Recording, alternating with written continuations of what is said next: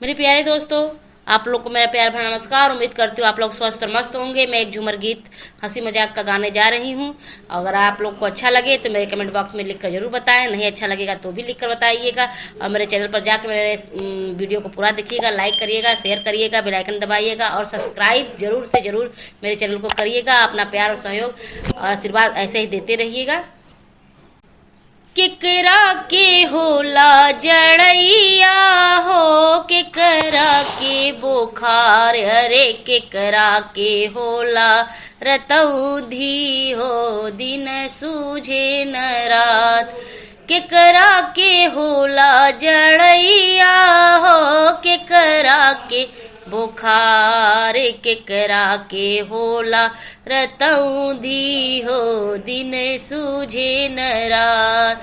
केकरा के होला रतौधी हो, दिन सूझे न रात। सासू के होला जड़ैया हो, ननदी के बोखार, सासू के होला जड़ैया हो, ननदी के बोखार।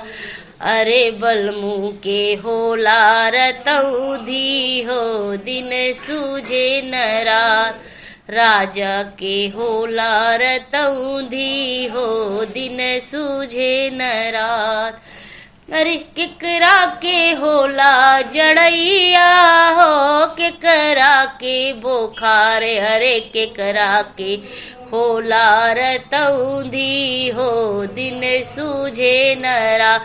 अरे केकरा के होला रतौधी हो, दिन सूझे न रात।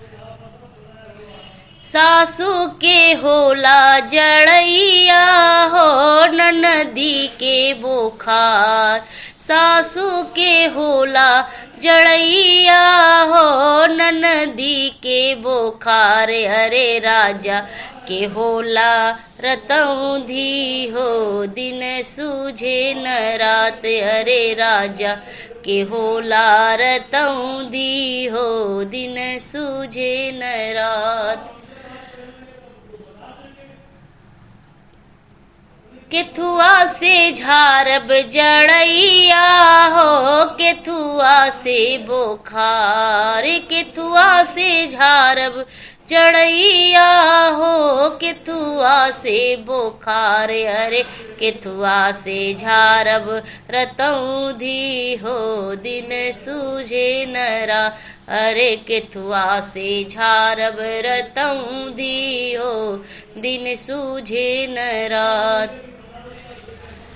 झाड़ू से झारब जड़ैया हो, बढ़नी से बोखार, झाड़ू से झारब जड़ैया हो, बढ़नी से बोखार। अरे बेलन से झारब रतौधी हो, दिन सूझे न रात। बेलन से झारब रतौधी हो, दिन सूझे न रात। केकरा के होला जड़ैया हो, केकरा के बोखार, अरे केकरा के होला रतौधी हो, दिन सूझे न रात। धन्यवाद दोस्तों, मेरे चैनल को सब्सक्राइब शेयर जरूर करिएगा।